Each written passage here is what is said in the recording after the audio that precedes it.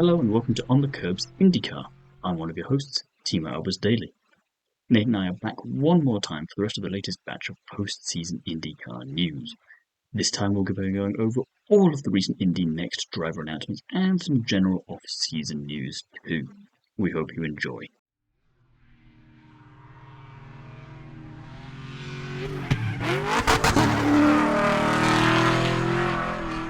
We've had some testing that's taken place.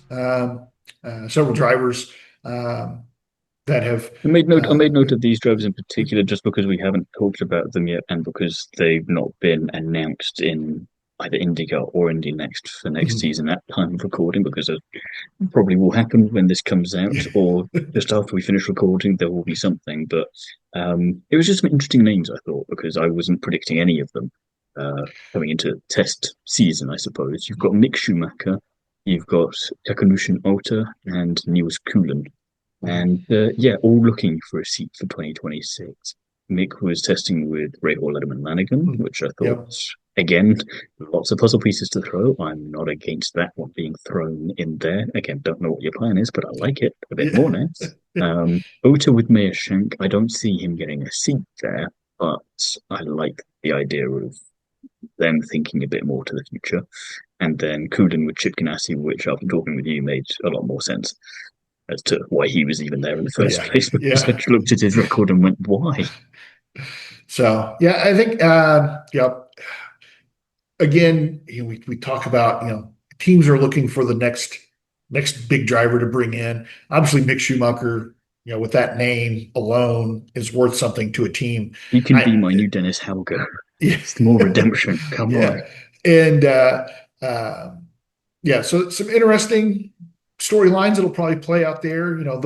I would say probably one of those drivers is going to be that final piece in the schedule for next season. I'm guessing that it'll be Schumacher, just based on name alone, but we'll see how that plays out. We've had a good number of driver announcements in Indy NXT already, which again, you've covered, don't you worry.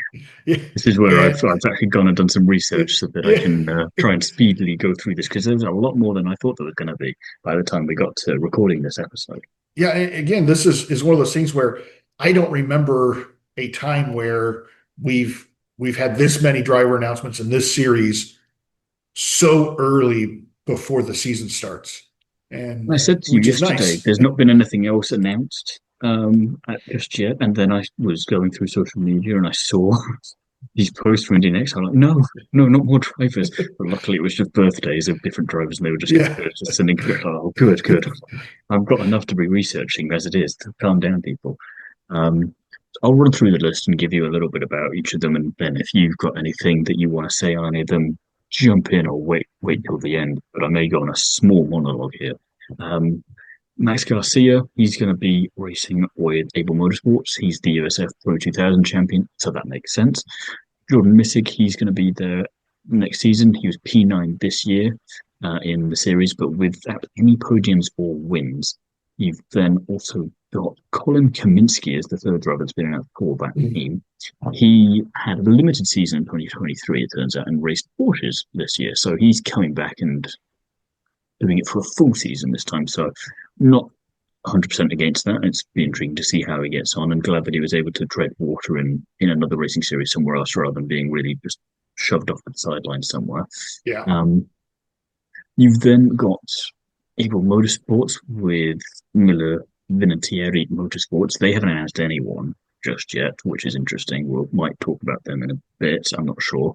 There's been a lot of team-ups and shake-ups with teams behind the scenes as well, so that's interesting. Andretti Global, though, they've announced Sebastian Murray. He was P13 overall this season with the highest finish of P5. Lockie Hughes is back. Obviously, we know all about him. He's a no-brainer. He's got to be a championship contender next year along with Miles Rowe. Josh Pearson is back. He was P6 overall this year. And Max Taylor is also returning. He had a limited running this year with the best finish of P4 in Laguna Seca. Then we've got Cape Motorsport, and Teacher Johnson is back there. He is been in Indy NXT this season. He had 3 races this season and had a terrible moustache, in my humble opinion. So I did I saw your change note that there about the accordingly. mustache. Yeah, yeah. That's not one where I'm thinking it's doing him any favors. Chip Ganassi hasn't announced anyone yet. HMD are teaming up with AJ Foyt next season. More on that later. They've signed Jack Beaton, who, and this is where I love going into the press releases for IndyCar and for Formula One as well, for whenever new and young drivers are announced. And then I go and do my own research and see, Mhm. oh, okay, let me find out how they did an XYZ series. Because apparently, according to IndyCar, he had a standout rookie season in Fracas over in Europe. And according to IndyCar, a standout rookie season is P13 overall without any wins or podiums. So I'm not sure how they're measuring that in terms of what a Yeah, standout looks like. yeah. Um, I also think it's a potentially amusing name for him if he loses consistently.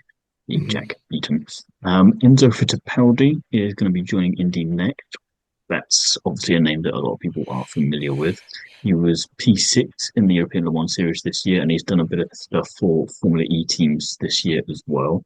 You've then got Alessandro De Tullio, who was P4 in the USF Pro 2000 Championship this year. So again, sort of makes sense Yep. to get the next step up. And then finally, you've got Nicholas Monterio, who had 1 race in Portland this year. I had to go Yeah. and double check that. Absolutely dead last in the championship, but he was there, P14, and also was P13 overall in NASCAR Brazil, which is apparently a thing. Yes, it is. Yeah, And big thing. you can tell I've not really gone down the NASCAR rabbit hole too Well, much. it's a big thing in Brazil. Well, not necessarily here in I'd hope America so. yet, but Um, and he finished P10 in the USF Pro 2000 Championship this year too. Finally, we've got Cusick Motor Motorsports, who have Nicholas Stati, moment signed, who was P2 in USF4 last year and is currently P4 in Formula Pro USA Western, which is also apparently a thing, which means I've got some more homework to do potentially. And the final driver announced for that team at the moment, and on this list before I jumped over to you, Nate, to see if you've got anything to say, is Juan Manuel Correa, who we obviously know from this year. yeah. He was P3 in Detroit in a limited run after being in F3 and F2 in previous years. And for me, had the best delivery of the season. That bright yellow, very memorable look to it. So that's who we've got. That's a little bit of history behind all of them. And I shall now shut up so that Yeah. you can comment accordingly on any and all Yeah. of them. I think, just to kind of go back through the teams, Able Motorsports, I think Max Garcia is a great get for them out of Mm. the Pro 2000 series. And Colin Kaminsky, again, I'm glad to see him kind of working his way into this sport.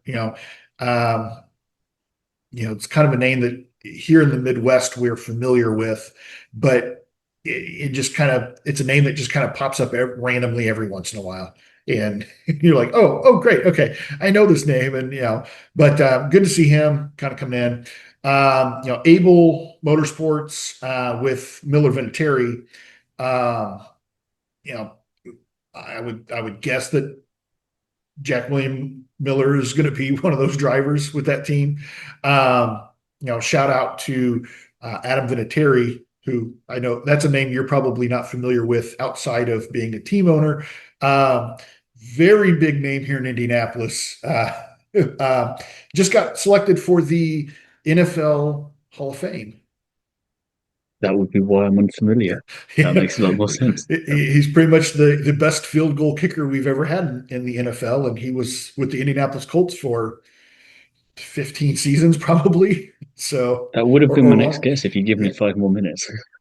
yeah. I don't know how many seasons he was in the NFL, but I I can't remember if he has the most points in the NFL or the second most point. I think he might be only second behind uh, Anderson, but Considering this is but NFL and not IndyCar, I'll forgive you for not knowing the answer to that one. so within Journey Global, I like. the Max Taylor hire and the Lockie Hughes still being in the series. I again, I imagine that would have been one of their first signings to make sure this if is you're not you going to know IndyCar, we want to make sure we still got you next season. We don't want you going somewhere else. we'll go ahead and I'm going to put it on paper now. Lockie Hughes is going to be the next driver or future driver that I'll be high on in IndyCar when they make it there. It will be a Kyle Kirkwood and a David Malukas for me. Well, Will So Power is apparently trying to help him as much as he can behind the scenes because they're yeah, originally hailing from the same place. So right. you'd like to see that talent develop through. So who knows? I don't think that's necessarily a bad place for you to hang your hat. Yeah. Nikita Johnson, again, yeah, I could take him with or without the mustache. So, but good to have him there with Kate. HMD, AJ Foyt. I think the AJ Foyt HMD pairing. We touched on it, I think, briefly in a previous episode where AJ Foyt now has that. We're seeing Indy Next teams getting aligned with IndyCar teams as kind of the true feeder, not just not just oh, this team over here has a driver that we want to try to sign. Mm. This is more of a AJ Foyt finds a driver that they want to develop, and so they can send them to the Indy Next team and then get sent up through a pipeline. We're seeing more and more pipelines get set up, and um, I'm we've talked about for the last couple seasons now with HMD's presence in Indy Next, and now with David Malukas at Penske. Henry is always. I mean, he has made every move possible to position himself to have an IndyCar team, and So now that we've whether got that's a Cadillac originally confirmed for F1 after so long, we can now pivot to this story and go, right, it's exactly, your turn now. How and long is this and going to take? we can say at some point we have to look at Foyt Racing. Larry has pretty much taken over the operations. I'm sure. AJ is what 91, and so I'm sure he's not showing up to the office every day. And AJ Foyt the fourth. With his connection with the Indianapolis Colts now, he's probably not spending a whole lot of time at the track anymore. Is this something where you know Henry Malukas and Foyt Racing are going to team up and have an IndyCar team where Henry Malukas either purchases part of the team or it's a partnership in IndyCar. But I think that's going to be the direction that this pairing in Indy Next leads me to believe that's the direction that Henry Malukas is taking to make the step into IndyCar at this point. So it'd be interesting to see. The Enzo Fittipaldi hire was, to me, felt a little out of left field, but not sure on that. We'll see how that one He pans had out. a a longer career in F2 than he should have. Mhm. And by that I mean it's a series where if you stay there too long, it probably means you're not going anywhere else, which is Yeah. why I think Dennis Hauger jumped ship at the right time, while Juan Correa jumped ship at the right time. Mhm. Enzo, I think, jumped a little too late, but there's still potential for him to survive. And I think the fact that he went off and did something that wasn't single seaters, and okay, he had some tests and whatnot in Formula E, but he didn't compete, as far as I'm aware. I may be wrong. He went to endurance and then decided he was going to try and get in this way. Means there's one more lifeline for him, I think. Um, it's not gone as smoothly for this generation of Fittipaldis as they would have Yeah. liked it to, I don't think. Yeah. They're still treading water, but I think, um, and this isn't to say that they're bad drivers, but I think the name recognition does help them to keep their head above water more Yeah. than it would do if they were Alessandro De Tullio, because Right. I've never heard of Yeah. him before. Um, so if they had the same results, it'd be, yeah, you're good, but sorry, there's no room at the end. Whereas for Fittipaldi, it still carries a bit of name recognition with it to get you in places that maybe it wouldn't otherwise if you didn't Right. have it. But now that you've got the signing in his case, you've got to now do the business end and perform. And he's a driver where, yeah, it's going to be very interesting to see because he's won races. He was never in for a championship with Formula Two, but he was on the podium. He won races. He wasn't bad, but there is some strong competition coming in through here. This isn't Yes. Dennis Hauger for me, where I knew there was still that driver in there somewhere because you don't go and dominate F3 in the way that he did and then fall off the face of the earth. There's something else going on there. Whereas Fittipaldi here, less clear cut Mhm. and yeah, like Hughes in a lot of ways, like Rowe, make or break season, I think, Mhm. and but potentially more damning if it breaks him. Yeah. Yeah. I think the signing with Juan Manuel Carrera over at Cusick Morgan, I think that's going to be a fun one to watch too. That's the feel good story for Yeah. me. I'm liking that Yep. he's just keeping going, and Yeah. he gets a full season this time. That's what I wanted, Right. and I got it, so I'm happy. Yep. But we've had a few team shakeups as well. We mentioned the HMD AJ Foyt pairing. Um, but another pairing that's come up is the Ed Carpenter Racing is teaming up with Cape Mm. Motorsports. Which is why I'm going to be intrigued to see who else they sign. Because again, like you mentioned earlier, there's this potential to not just, oh, they've got a driver, I Mhm. want him. Now it's, we have a driver we'd like to Yeah. develop. Yeah. Who's Ed Carpenter keeping an eye on? They were another team that we didn't mention previously when we were talking about the drivers Yeah. in IndyCar, where they seem to have a plan moving forward. They've got this whole new facility being built. They've got two very solid drivers in their lineup at the moment, and I don't see that changing anytime soon, really, barring anything massive Yeah. happening. Yeah. Which I probably shouldn't have said that now. Cue the inevitable post. Nobody go Um, mountain biking, please. for the love of God, can't do it. So to see who they potentially have an eye on, either from drivers that we already know about or drivers from championships that I'm only about to learn about today. Yeah. And then we'll have to go down the rabbit hole and go, do you have any YouTube highlights I can have a look to see what kind of racing we're doing here? No? Okay, right. So that one intrigues me as well. And I'll be I just I don't know. I just like the PCR cape as it rolls off the tongue nicely, as well Mhm. as a Yeah. marketing side of things. Yeah. So, HMD uh, and AJ Foyt. There's too many letters going on there for me. yeah. Yeah, we've had just kind of some general news in IndyCar. We received news here recently that Al Speyer had passed away. Was a man that was instrumental in bringing Firestone tires back to IndyCar. Obviously, Firestone has been a big part of this sport for a long time. You know, Mm. you know, all the way back to even 1911 with Ray Haroon winning the Indy 500 on Firestone tires, you know, and then, they were gone for a while. And then we had the unfortunate tire wars back in the 90s and into the early 2000s that, ultimately, Firestone beat out Goodyear with. But Al was instrumental in bringing that back and a long, long time supporter of the series. So sad to see him go. Uh, Got news that the museum is finally stepping into the 21st century. The museum at IMS at the Motor Speedway, they're going to be digitizing all of the photos that they have. This It, surprised me just for the sake of I'm surprised they hadn't even started that already because according to you here, there's about 5 million photos. That's not an overnight job.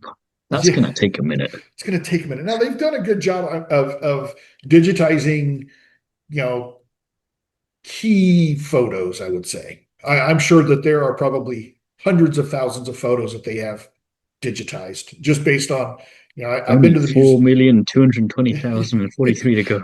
Yeah, yeah. I've been to the new museum twice now, and uh, the that museum has what I consider the perfect combination of tangible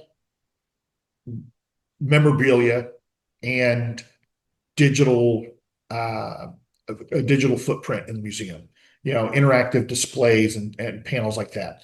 When they announced that they were updating the museum, what 3, 4 years ago, and it was going to be closed for 2 years or 2.5 years, and they were going to have all these interactive displays and everything. I'm like, oh, this is going to be an all digital museum, and I don't want that. I want to go there. I want to see cars. I want to see fire suits. I want to see helmets. I want to see trophies.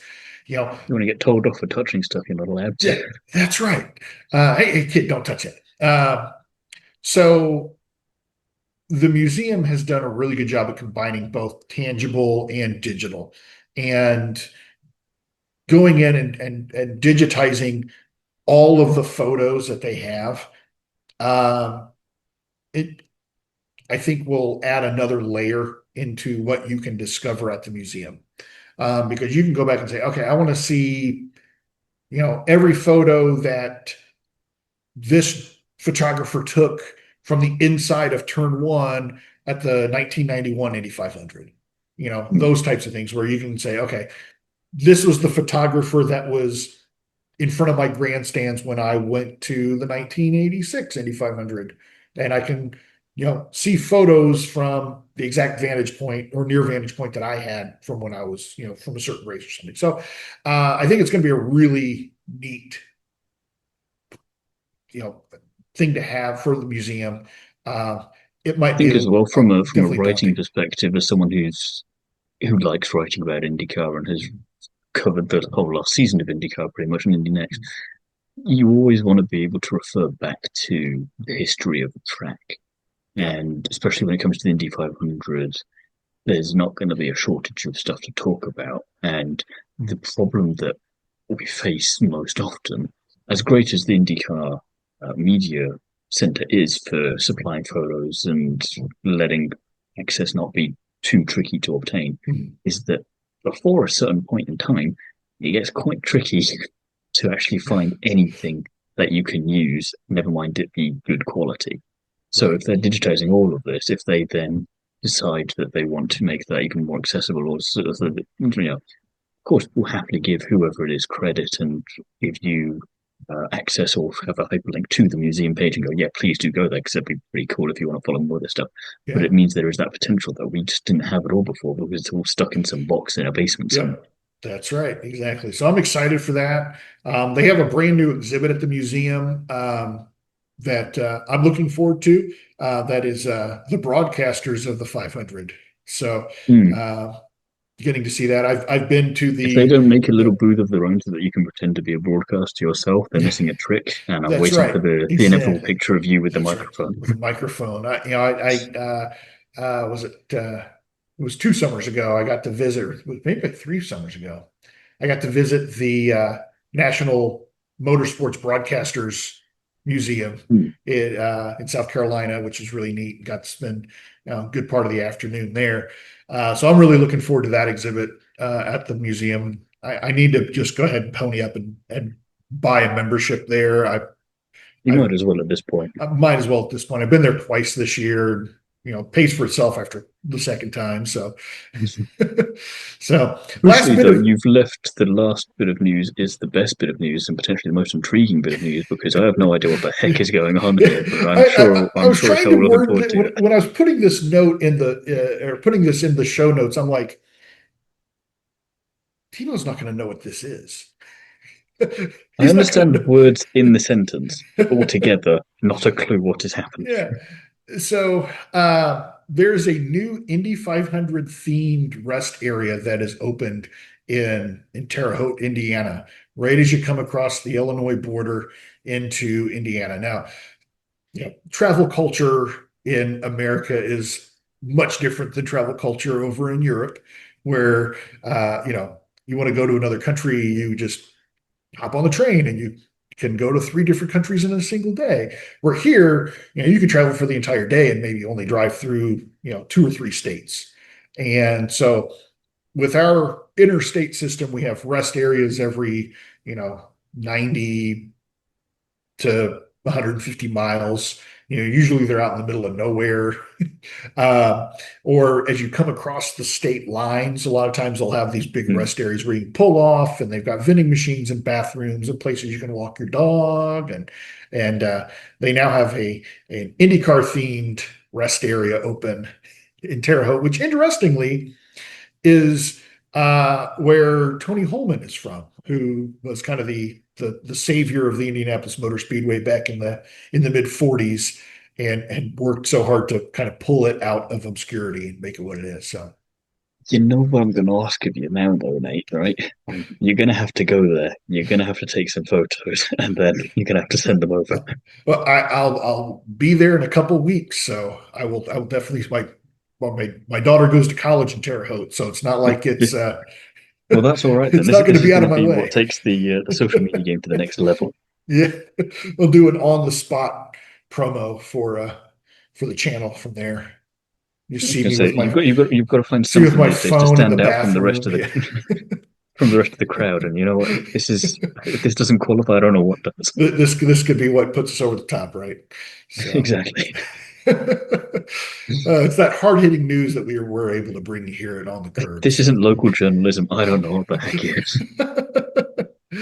Well, I think that pretty much. I think on that note, we'll wrap it up. I don't know if we have any Yeah, news that can we top can't the. top that. Yeah. So, but we do appreciate everybody that tunes in, and listens to us talk about everything IndyCar, and I think we're going to take a little bit of a break, but unless we get another big wash of Hmm. IndyCar news that comes out.